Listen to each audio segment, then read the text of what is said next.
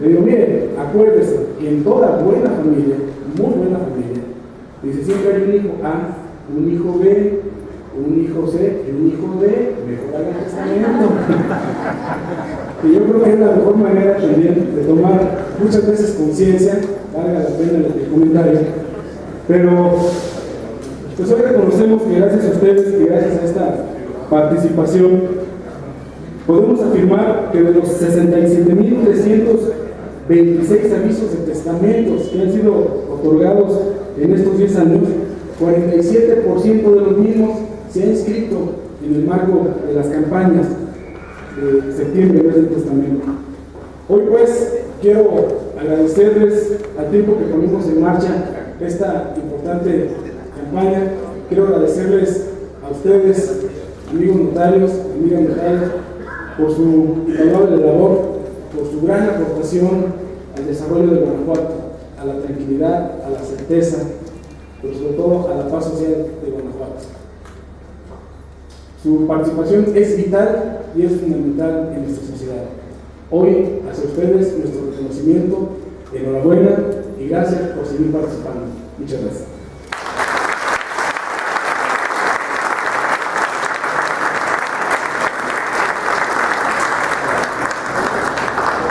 Con las palabras del licenciado Román Fuentes Negrete, secretario de Gobierno, estamos dando por concluida la ceremonia. Firma de convenio y arranque de la campaña septiembre, mes del testamento 2012. Les compartimos que en breve dará inicio la conferencia Sucesiones Agrarias, impartida por el licenciado Miguel Ramírez Silva, notario público número 22 de Celaya, Guanajuato.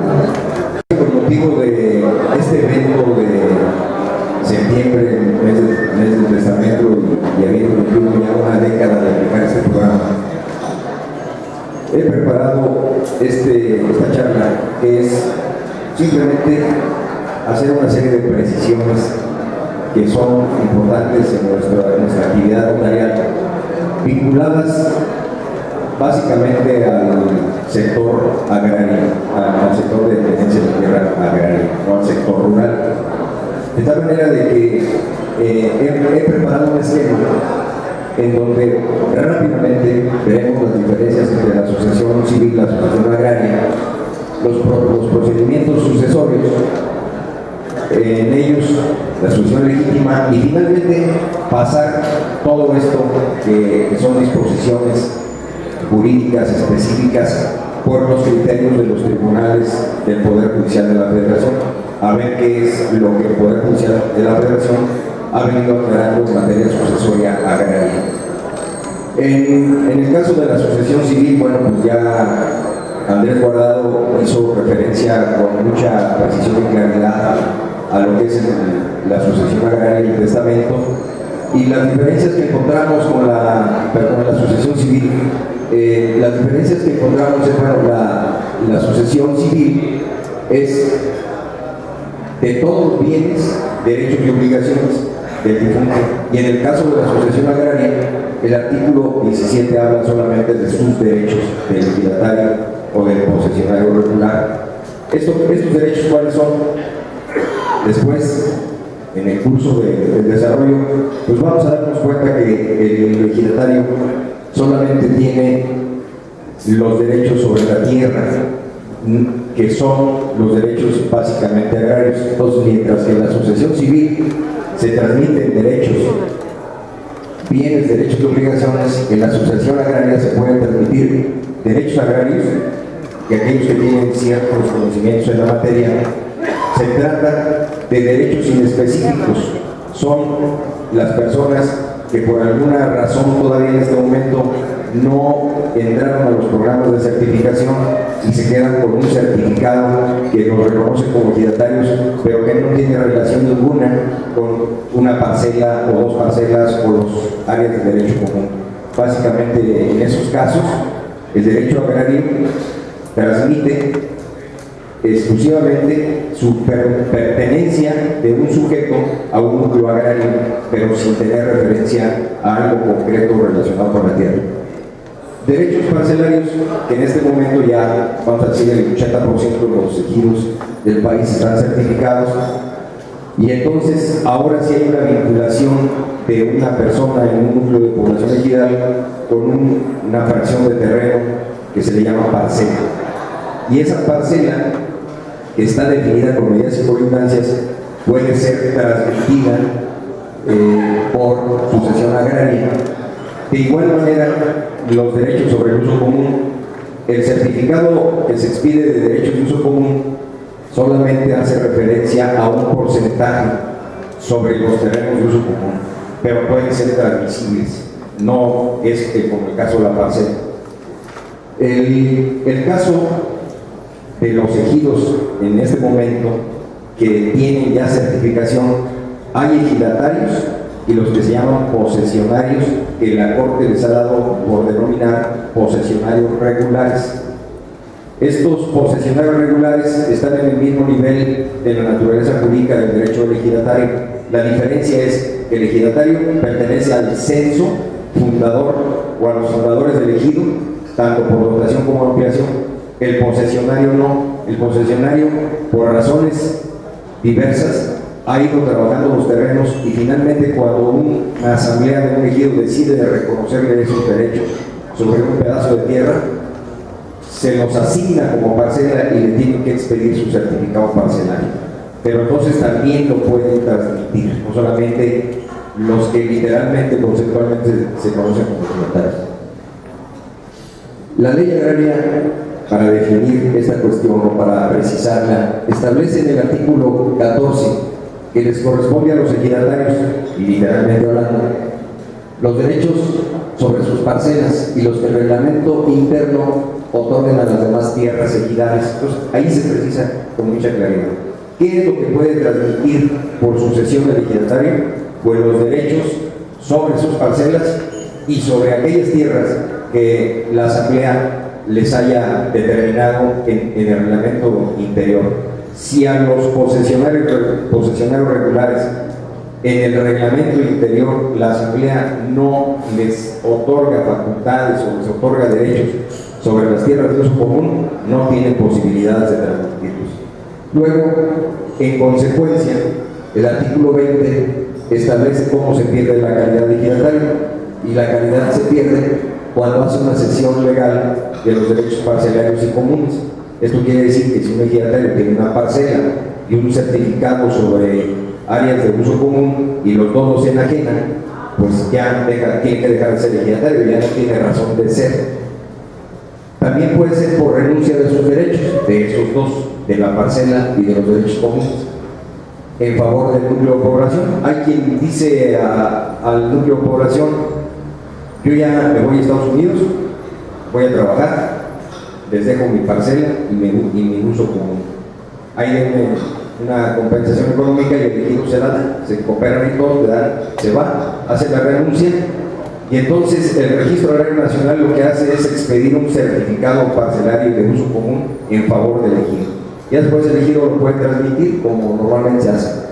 ¿De qué otra manera pierde el ejidatario su derecho parcelario? Por prescripción adquisitiva o por prescripción negativa, dependiendo de dónde. Si el ejidatario lo pierde, sería negativa, y el que lo adquiere es prescripción positiva. La prescripción es similar a la civil, pública, pacífica, continua, etcétera, lo establece el artículo 48 de la Ley Agraria, pero lo que no puede ser prescrito por esta vía es el derecho sobre uso común. El derecho sobre uso común no tiene prescripción. La ley sigue conservando un régimen cerrado para las tierras de uso común del ejido y señala que son inembargables, imprescriptibles, de tal manera de que un ejidatario que tenga una parcela y la abandone y entre otra persona avecindado del núcleo y empiece a trabajar a título de dueño o a título de ejidatario, dice la ley, durante 5 años de forma pública, pacífica y continua, automáticamente puede demandar la prescripción a su favor y el Tribunal Agrario se lo otorga. No así con el uso común. Entonces, esa es una cuestión importante. Entonces, después vamos a las formas de transmisión La civil, pues ya sabemos que puede ser por testamento o, cuando no se dé por testamento, por sucesión legítima. En el caso de la agraria, la ley básicamente se refiere a una lista de sucesión en donde consten los nombres de las personas y el orden preferente que el ejidatario decida dejarle sus derechos ejidales. Pero nosotros lo que consideramos, y esto ya lo veremos un poquito más adelante con los criterios de la Corte, nosotros lo que consideramos es que la lista de sucesión es un mínimo de seguridad jurídica para el ejidatario, y un máximo de seguridad jurídica se lo da el notario. Se lo da el notario a través de una sucesión en escritura pública, o puede ser también en un testamento civil con una cláusula agraria o con un capítulo agrario. En ese sentido, el artículo 17 remarca, el 17 de la ley agraria remarca que la lista debe ser depositada en el registro agrario o formalizada ante el secretario público. Adelante veremos por qué. ¿Quiénes son los que tienen la capacidad para heredar? En materia civil, pues ya sabemos que cualquier persona puede heredar, aunque después pueda caer en un estado de incapacidad por diversas razones que marca el Código Civil. En el caso de la ley agraria, tiene que ser mexicana la persona que puede adquirir, porque es un requisito básico para ser sujeto agrario, ser mexicano. No puede ser heredero de un ejidatario extranjero. De tal manera de que entonces debe ser mexicano, pero dice, se establece en la fracción primera, a menos de que se trate de un heredero del ejidatario. Sin embargo, el criterio básico de la ley es que para que exista la posibilidad de la capacidad para ser sujeto de derechos ejidales, tiene que ser mexicano. ¿Cómo vende? Y igual en la fracción segunda, para ser ejidatario puede ser una vecindad, excepto cuando se trate de un heredero. Hay una discusión en los tribunales agrarios en el sentido de que en este momento, en las enajenaciones que se hacen de parcelas que todavía no tienen el dominio pleno a empresas que están comprando terrenos para después pasarlos al dominio pleno y hacer inversiones, se le está recomendando a las empresas que al hacer los contratos correspondientes también se haga una escritura de sucesión agraria en favor de una persona de la empresa, porque ha sucedido en muchas ocasiones, digamos, le ha sucedido a ARA, a GEO, a muchas empresas desarrolladoras, les ha sucedido que se les complica el tener que fallece el ejidatario, y en el momento que fallece el ejidatario, la parcela número 8 que estaba en el centro del polígono, en ese momento ya falleció, y entonces viene un heredero que estaba en la lista de sucesores, y ese heredero exige que le den el certificado parcelario, y entonces la empresa tiene que volver a comprar con ese heredero la parcela.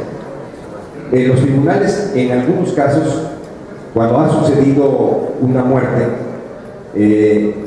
la empresa va al Registro Agrario Nacional y le hace la denuncia del fallecimiento, y entonces el Registro Agrario Nacional le otorga el certificado en automático, pero los herederos, otros herederos, van al Tribunal Agrario y demandan la nulidad de ese certificado, porque dicen, no, pues es que ni siquiera es elegido ni nada, porque ya ha venido resolviéndose estas cuestiones en unos tribunales de una manera y en otros tribunales de una manera, pero al final de cuentas el criterio que prevalece es que yo como ejidatario puedo dejarle la parcela a quien a mí me interese dejarse, ¿no?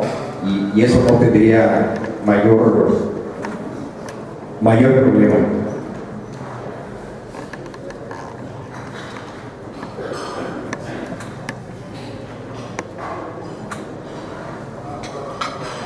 En el caso, pasaremos al caso de las formalidades para las sucesiones en el último acto de voluntad. Sabemos que civilmente tenemos una serie de formas de testamento, entre ellas la básica y la más importante, que es el testamento público abierto, que tenemos el cerrado, ya se vio también el hológrafo. En Guanajuato sigue existiendo el testamento hológrafo. Y en el caso también civil tenemos los testamentos especiales como el privado militar. Pues en la sucesión agraria, en la cuestión agraria, solamente tenemos básicamente, de acuerdo con la ley, la lista de sucesión. Sin embargo, en la práctica hemos abierto, de acuerdo con los criterios de la Suprema Corte de Justicia de la Nación, hemos abierto 3 formas. La lista de sucesión, yo digo ratificada ante el notario, claro que no es el único que la puede ratificar, pero ratificada ante el notario para darle un mayor grado de certeza. La escritura de sucesión agraria, que es exactamente parecido a la lista de sucesión, pero en una forma ya más técnica de testamento, y puede ser un testamento público abierto con un capítulo de sucesión agraria o cláusula agraria. Aquí quiero resaltar que hace ya tiempo los tribunales agrarios, cuando llegaba un problema de sucesión que se planteaba dentro de un testamento civil, de un testamento público abierto, los tribunales agrarios consideraron que era nula la sucesión agraria. Esto, obviamente, que tuvo que ir a tribunales federales por la vía del amparo directo, y unos tribunales opinaron de una manera y otros tribunales opinaron de otra, hasta que llegó a la segunda sala de la Corte, y la segunda sala de la Corte estableció un criterio por contradicción de tesis y dijo: en el testamento público abierto se puede contemplar también el aspecto de la sucesión agraria. Entonces, ahorita ustedes, de acuerdo a la persona que va a sus notarías, si tiene una serie de bienes importantes desde el punto de vista de propiedad civil que quiere transmitir, o pues una voluntad de que se haga tal o cual cosa, y que esto caiga en el ámbito de la ley civil, pueden hacerle su testamento civil. Pero si el señor también tiene una parcela o 2, pues también incluyan en ese testamento la parcela o parcelas o el uso común, porque lo pueden hacer válidamente, a menos que quieran cobrar doble y hacer control. Bien, entonces, ¿cuál es el procedimiento establecido por la ley agraria para la sucesión de derechos ejidales? Primero, se formaliza el último acto de voluntad en una lista de sucesión que se ratifica ante el notario, yo digo que es lo mejor, o ante un fedatario del RAN o del Tribunal Unitario Agrario, siempre y cuando en el Tribunal Unitario Agrario se inicie un procedimiento de jurisdicción voluntaria. No puede ir un ejidatario al tribunal, como lo han hecho en otras ocasiones, y agarran al secretario de acuerdos y le dicen: oye, vengo aquí a ratificar mi lista de sucesión ante usted. Y los de los tribunales agrarios no tienen despacho, ¿no? Por 500 pesos o por 1000 pesos hacen la ratificación, ¿no? ¿Y cuánto te cobra el notario? No, pues el notario me cobra 800, yo te cobro 500, órale, ya. Pero eso es nulo. El tribunal agrario no tiene facultades, no tiene competencia para ratificar listas de sucesión agraria, porque como ustedes saben, pues el secretario de acuerdos sí tiene fe pública internamente para los asuntos de las controversias agrarias. Y también lo que ha sucedido en muchas ocasiones es que quien tiene facultades para habilitar a fedatarios agrarios es el Registro Agrario Nacional, el director en jefe, y lo que ha hecho el director en jefe es que prácticamente hace lo que en Estados Unidos de notary public, y a abogados de tribunales agrarios, secretarios de tribunales agrarios, a todos los que van pasando por ahí los habilita con fe pública para las ratificaciones de la lista de sucesores. ¿Qué ha ocurrido? Pues que hay muchísimas nulidades e inconformidades, porque las personas no tienen ni la capacidad ni la honestidad para llevar a cabo esta tarea. Todos esos programas de listas, de ratificación de listas de sucesiones a través de estos programas masivos han fracasado y han dejado muchas controversias. Entonces, volvemos a que la recomendación que yo les hago es que hagan una escritura pública de sucesión agraria exclusivamente, o bien, si hay algunas cuestiones ya del ámbito civil, hagan su testamento público abierto con su cláusula o capítulo de sucesión agraria. Nos vamos a la siguiente. Bueno, entonces, la lista de sucesores ratificada ante el notario, ¿qué pasa? ¿Qué hace el notario? Le dice al cliente: bueno, ya aquí está, que te vaya bien. ¿Y qué debe hacer el cliente? Pues el cliente se va al tribunal agrario y la deposita en el RAN. Y en el RAN le van a decir: oye, no, Si esto te lo hizo el notario es el que tiene que hacer el trámite, porque aquí esta no vale, tienes que volver aquí a hacer la ratificación ante 2 testigos, porque así lo establece el reglamento del Registro Agrario Nacional. Entonces, lo hacen que acudan al registro, a la propia persona, al testador, lo hacen que se identifique y ya les piden la constancia. Pero entonces, la cuestión notarial, ¿dónde quedó? No sirvió para nada, porque de acuerdo con el reglamento, el fedatario agrario tiene que hacer en ese momento la identificación y la ratificación con los dos testigos. Entonces, ¿cuál es la intervención del notario?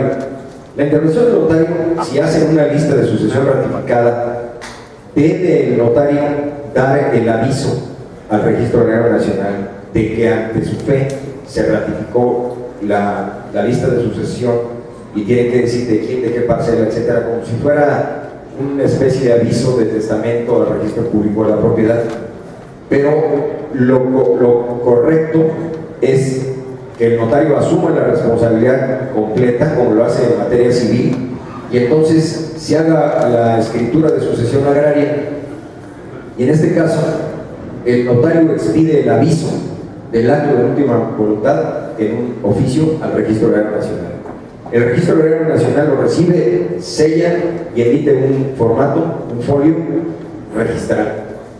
Luego, el notario debe tomar esos documentos y hacer su nota complementaria, agregarla en su folio y expedir, y agregar los documentos a su apéndice y expedir el testimonio, pero ya con la nota complementaria y copia de los documentos que anexó que agregó a su apéndice, porque cuando fallezca el testador, un familiar va a ir al Registro Agrario Nacional y va a exhibir el documento notarial, y el Registro Agrario Nacional con los anexos va a identificar que efectivamente exista.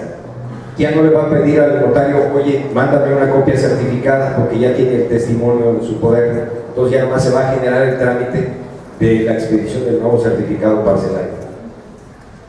En este caso, el artículo 9 del reglamento del Registro Agrario Nacional dice que los fedatarios públicos darán aviso al registro de las listas de sucesión en las que hayan intervenido y que contengan disposiciones sobre derechos agrarios, parcelarios y de uso.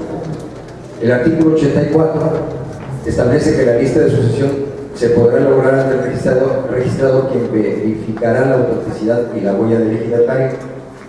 Las listas de sucesión y los avisos notariales de estas permanecerán en el resguardo del registro.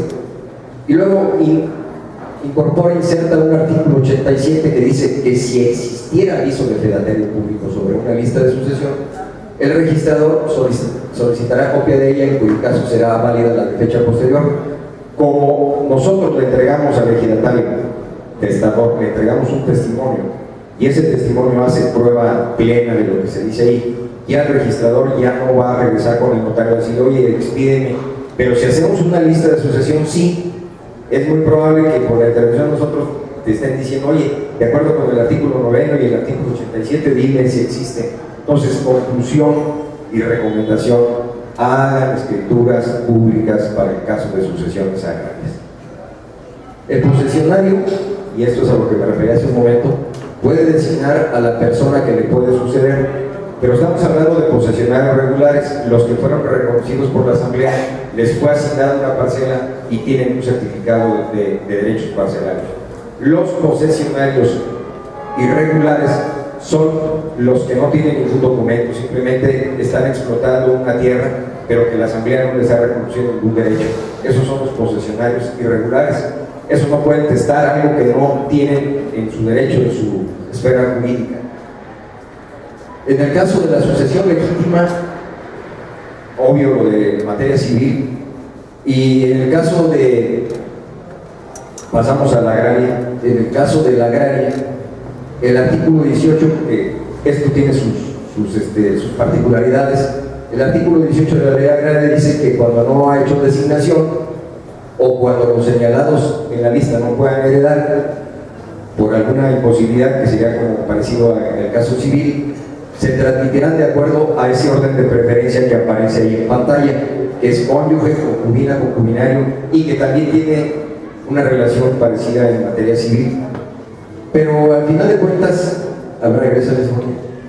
En la fracción quinta dice a cualquier otra persona, a cualquier otra persona de las que dependan económicamente de él.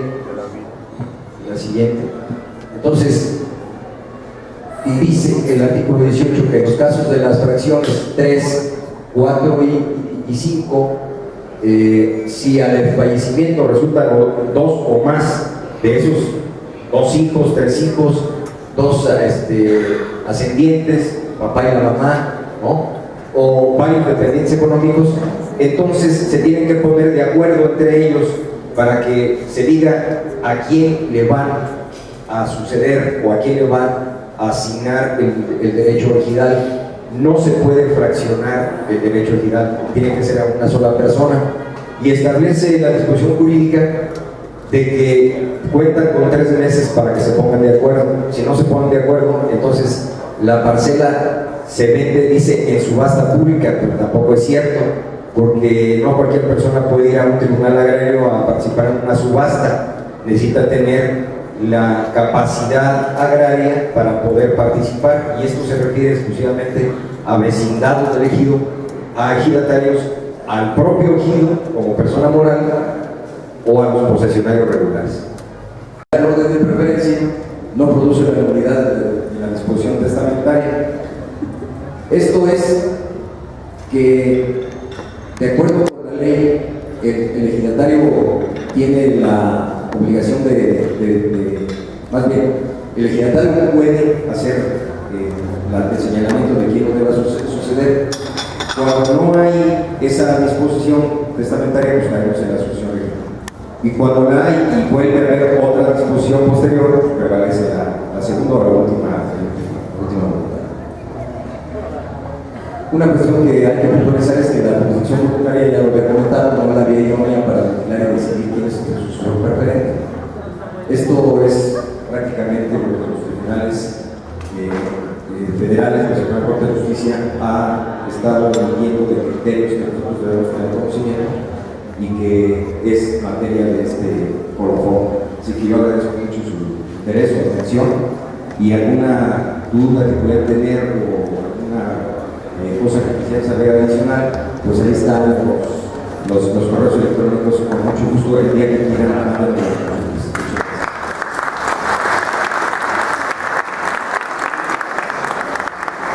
Nos vemos, Erika.